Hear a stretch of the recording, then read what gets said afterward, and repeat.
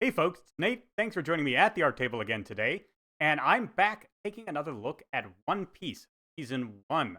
I'm talking, of course, about the live action adaptation, and I'm mostly interested comparing it to the manga. Not as many people do to assert that one is better than the other, but more to really look carefully at the changes made and consider what we can learn about storytelling by examining them in this way. And I think we are really getting into the parts of the story where there's rich veins of consideration to be had. We are, of course, in episode 5, Eat at Baratier. And right off the bat, we get a lot of interesting changes to mull over. The first and most important one, and the one I left off discussing in my last video on this subject, is the inclusion of Garp at the beginning of this episode. Not only do we have the revelation that Garp is Luffy's grandfather much earlier in the story than we did in the manga, we also get the chance to see some of the different character elements that have been added to these characters come into play as the story moves forward. One of those is, of course, the inclusion of Hawkeye Mihawk in this storyline. And I am going to talk about that as we go forward. But first, I want to say a few things about the inclusions of the Marines in this episode. Because the Marines were really not in the story at all at this point, it's very easy to kind of take them out and look at them separately and say, what does this change result in? And the big thing here is that we get some exposition in a different way, rather than having the seven warlords of the sea introduced to us through exposition from Zeph and Don Krieg. We instead get it from the Marines themselves, in this case, from Helmeppo. And this is an interesting approach because he was not really a sympathetic character in the manga until he was reintroduced in Water 7. And a little bit in the cover stories where we saw him trying to come to grips with the arrest of his father for treason, presumably. Because of the way the cover stories work out, very hard to tell a lot of things like motivation for this nuanced political maneuvering from them. But we get the general impression that Axe-Hand Morgan was arrested and stripped of rank for very good reason.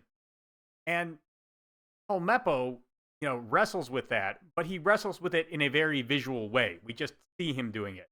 Here, we actually see him trying to build a rapport with Kobe, and he understands that Kobe's view of the world is simplistic, and that's a nice thing to have. I think it's very useful in giving us a sense of his character.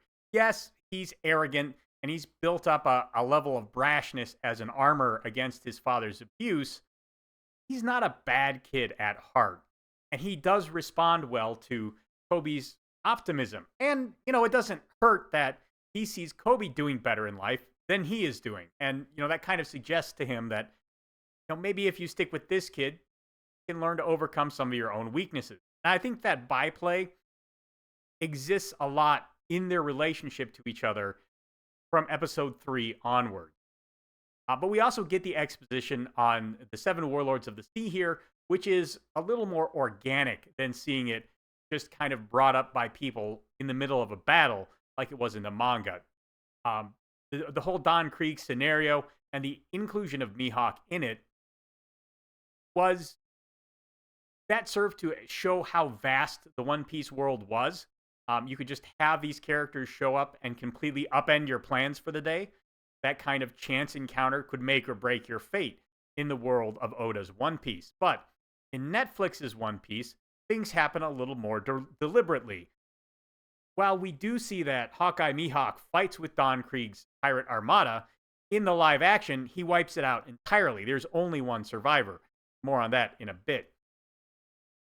Instead, he is deliberately sent to find Luffy at the Baratier. And it was my initial instinct to say this is another decision that makes the world smaller, because Mihawk gets the call about Luffy, and then he immediately shows up there at Baratier. And again, we have an immediate cause and effect playing out very quickly. In the manga, when these kind of cause and effects play out, they take weeks, because information does not move around the world as swiftly, ships are mostly powered by sail. So they have a very real maximum speed to them. It takes them weeks to cross vast stretches of ocean. So should we really be seeing Hawkeye show up that fast? Maybe not. But we also know that his ship, at least in the manga, we don't see his ship in the live action, but in the manga, his ship seemed to be self-propelled. He actually seemed to ride on the back of I believe, a turtle. And that does kind of imply that he could move faster. But beyond that, it may just be that Mihawk likes to hang out in the East Blue. Because while we know that he encountered Don Krieg on the Grand Line, he followed him back with no hesitation. So it kind of feels like six of one and half a dozen of another. Whether Mihawk just so happened to be in the East Blue or whether he followed Don Krieg out of the Grand Line and into the East Blue, his appearance at Baradier to fight Zoro is a bit coincidental.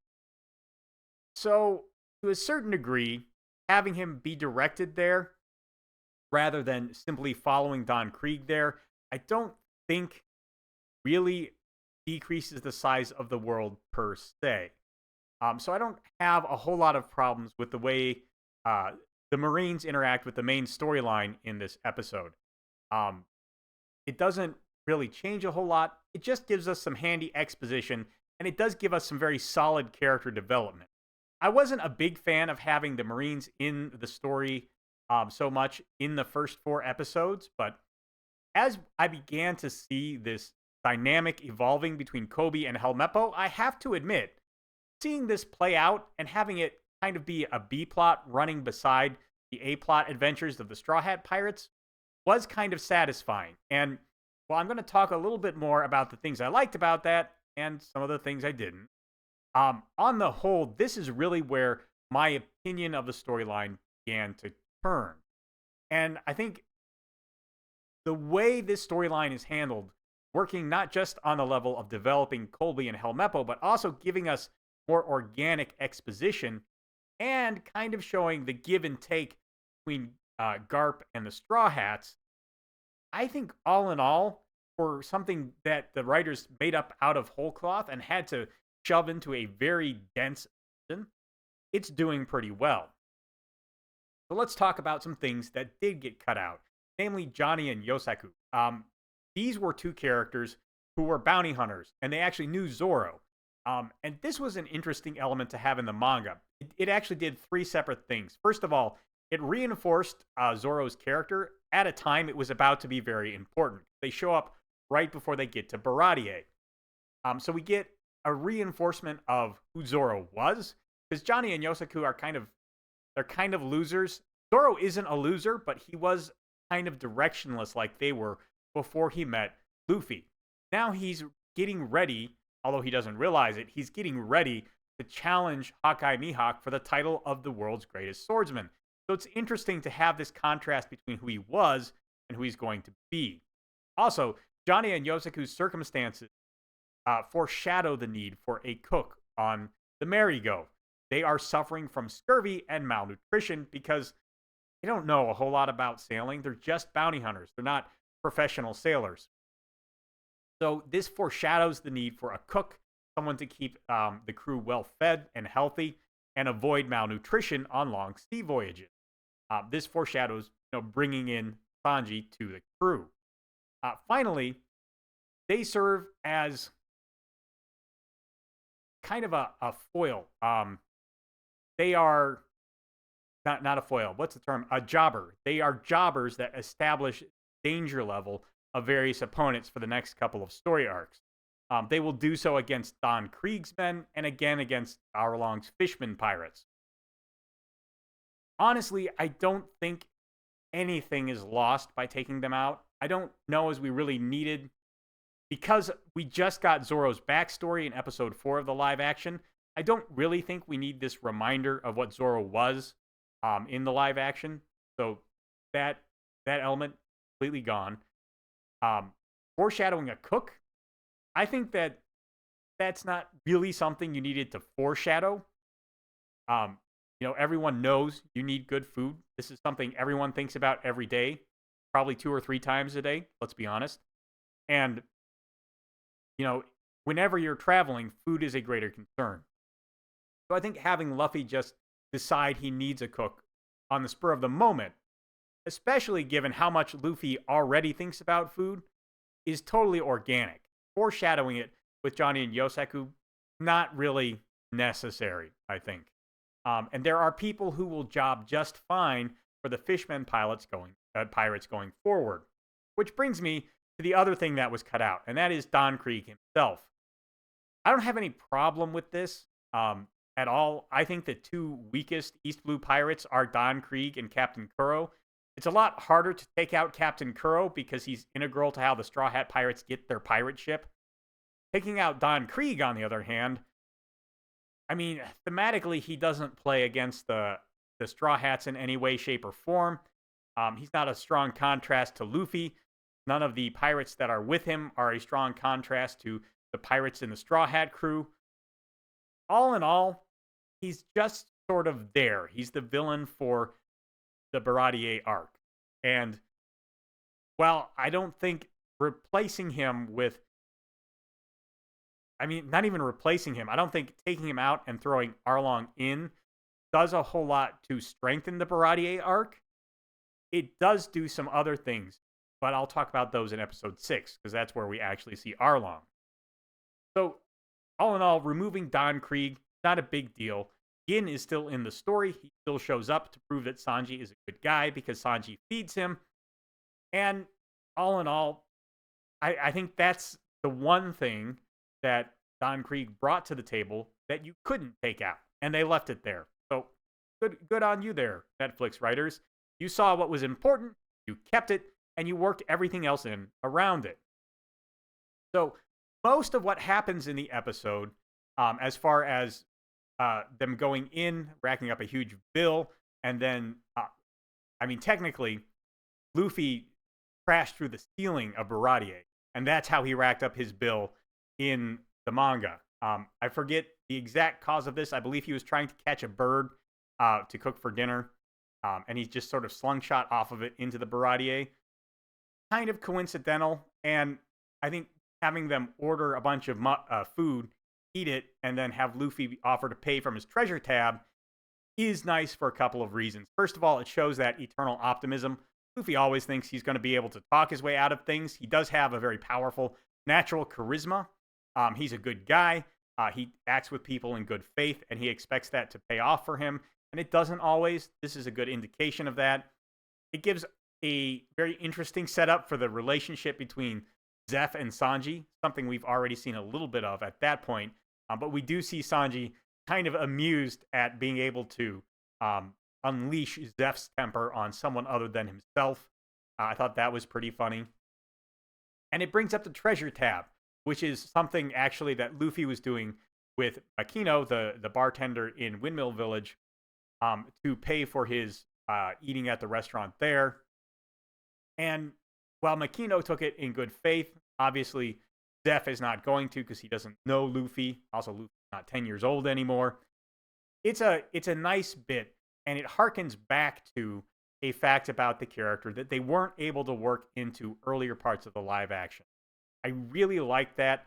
I like that they were thinking about the nature of the character and how he interacts with the world, and they found a chance to show us that aspect of the character somewhere else rather than where it was in the original story.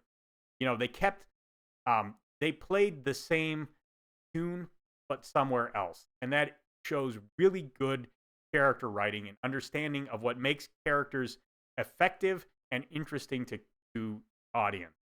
And it shows a dedication to preserving that element that goes above and beyond the call of duty.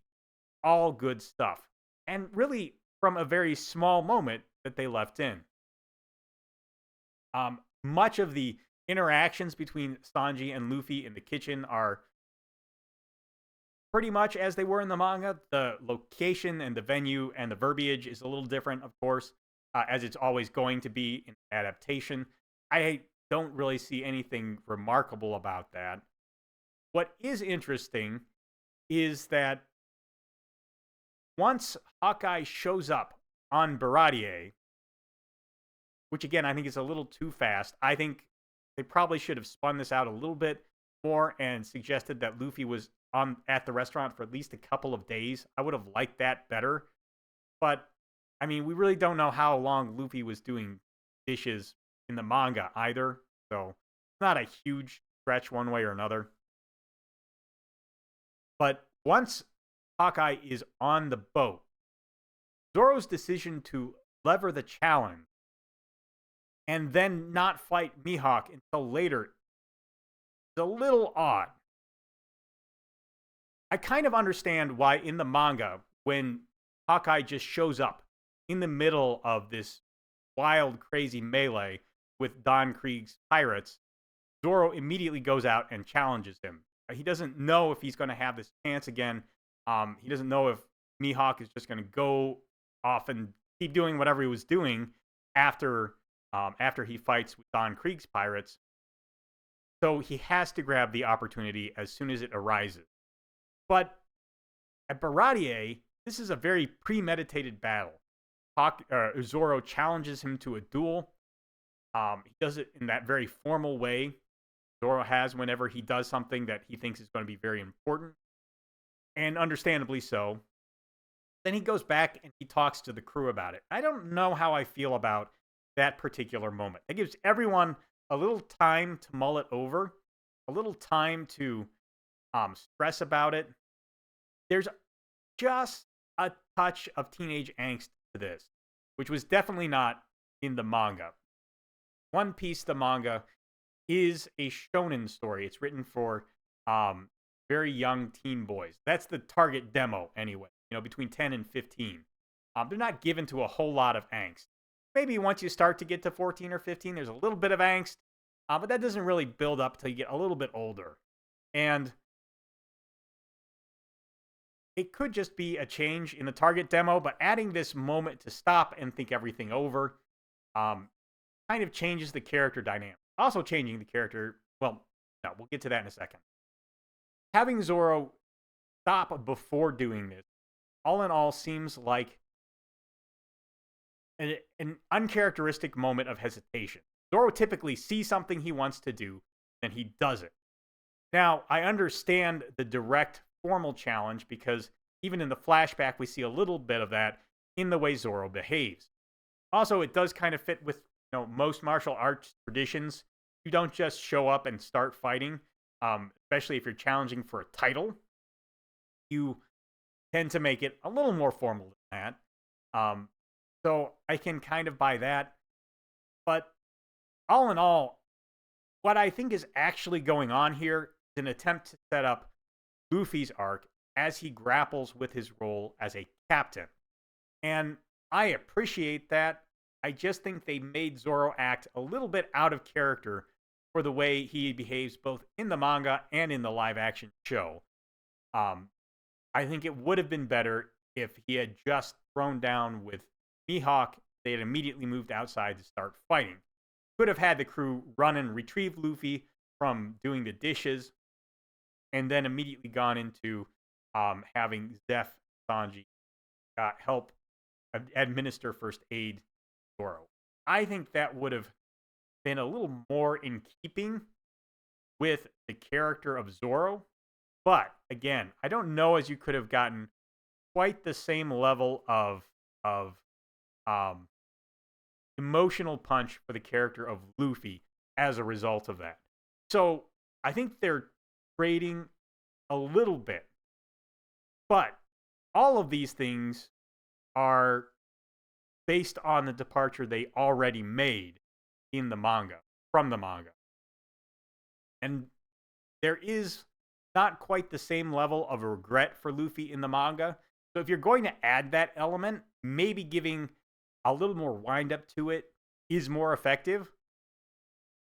I've been going back and forth over it in my head since I finished the series, and I flip-flopped a couple of times on it. Right now, I think adding that extra layer of deliberateness does set Luffy up for a bigger punch after the duel.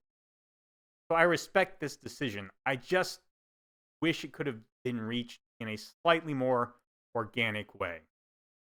Because Zoro, I just don't see him as hesitating quite that much. Only thing that might justify it is he did challenge Kuina to a rematch at a later date as well. So I'm not sure if we're supposed to be seeing some of that in his challenge to Hawkeye. That was my initial thought, but then the form of the challenge is so much different. So again, I've been flip-flopping on that as well, and it's hard to tell.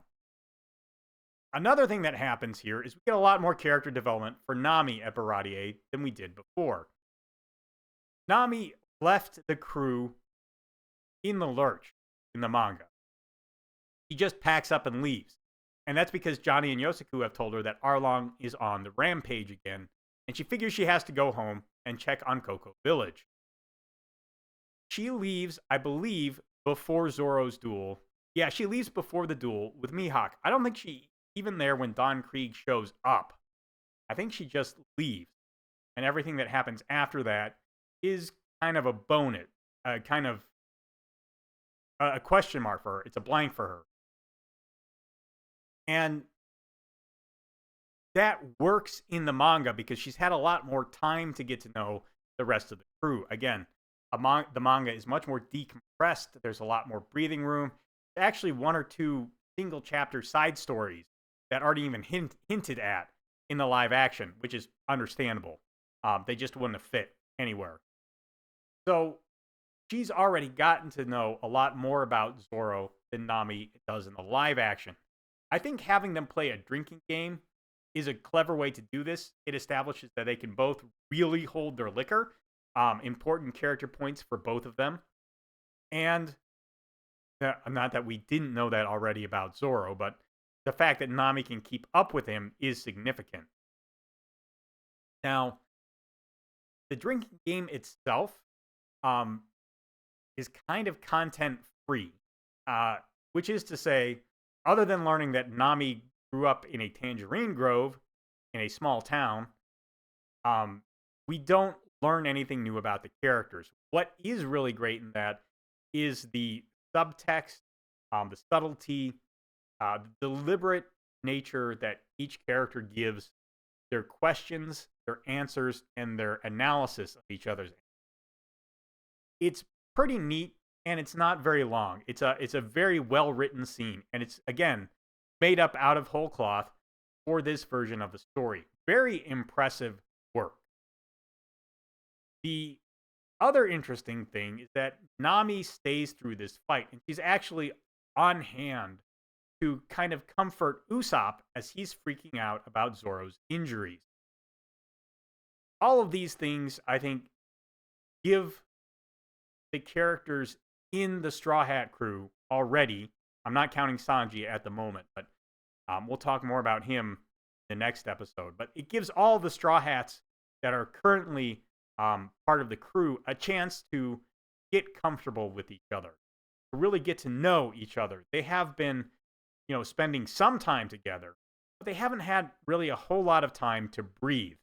And this very low stakes stop at the restaurant gives us a little bit of downtime to really see the characters interact with each other and just get to know each other before the stakes start cranking back up. Of course, the introduction of Hawkeye Mihawk really pushes the series towards conclusion, which is another thing the writers do that isn't really in the manga. Hawkeye is an important fight in the East Blue Saga, and his impact on both Zoro and Luffy is significant. But he just sort of comes and goes. He doesn't really give the story any momentum. In the live action, he is a push forward. He is the sign of things to come that will drive everyone to improve themselves. And I really like that. He did have that effect on Zoro and to a lesser extent on Luffy in the manga. But here, he kind of pulls an important linchpin out from under the crew. They've been doing really well so far, and this is their first major setback as a crew. So having him just come through and smash the status quo starts us spiraling towards the end of the season. And for a TV show that has to have not just a story every episode, but also kind of a direction to the season, that's really important. And recognizing that you can take this character and turn him into the impetus for that final spiral is another sign that the writers were really paying attention to what each element they were dealing with was doing, and they knew just how they could tweak things around, turn a major event with very little momentum behind it into a major event with a lot of momentum behind it. Very, very good story craft. I respect it a lot. This episode, in spite of all the changes, really commits to the changes that the writers have been building into the previous episodes and shows us, yes, this is all going somewhere, and hopefully it's going to be good. But that's just what I thought. Let me know what you think down in the comments below. There's a like button and a subscribe button down there. You can use those as you see fit, and I'll talk to you later.